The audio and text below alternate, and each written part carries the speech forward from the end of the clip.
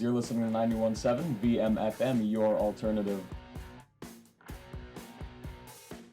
You're listening to 91.7 VMFM, your alternative.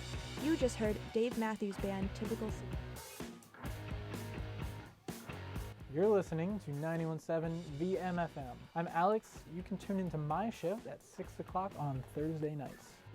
I started DJing at 91.7 my freshman year. The old facility was old, but it was kind of cool because you were kind of hidden away and you had a door that was just an old wooden door with a curtain and no one could see in. And I just loved it because I love music and I love the kind of music we play and the chance to discover new music every single night that I sit down at the control board.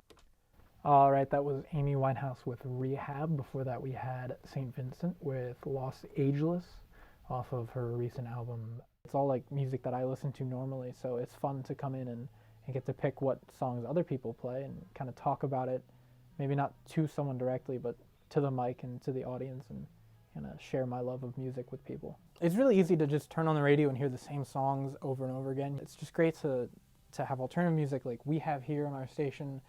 10,000 songs or so that you wouldn't normally hear on the radio, and to dive deep into find artists that you don't hear on the radio and you wouldn't know about if you didn't go looking for them. It's really cool that we have a medium that us as students can do something like being on air. Like we can suggest music that we put on, and our students run the station, and our students are the people who plan out the shows and plan out what music we have. As someone who listened to radio growing up, it's really cool to think I'm on the radio and like people can hear me, like people can tune in online, people can tune in locally and hear me on the radio. Up next, we're going to hear some great music. Let's see. It's fun to hear sort of the creative process. If you go to a band practice for like a local band or whatever, and you hear them sort of working on a new song, you hear where that song was, at the beginning of writing, and then months down the line they have an album and you're like, wow, that's totally different. You go to a band that maybe you like, and they have all these openers that are, not as popular or not as well known, and that's the first time you're hearing them. It's so cool to be like, oh my gosh, I like this band. Like I didn't even know who they were until this night, and this crowd of people that are all here for one thing, and it's these bands. And maybe no one knows that opening band, but by the time you leave, everyone's like, oh my God, I gotta look that band up. And that's happened to me countless times. Here we have some of them bands that I've heard live on our station now. It's awesome.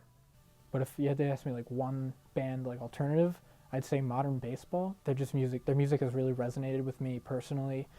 The emotion, you can feel it in their music, and going to their shows and having that connection. And I definitely feel that community at Modern Baseball shows and listening to their music.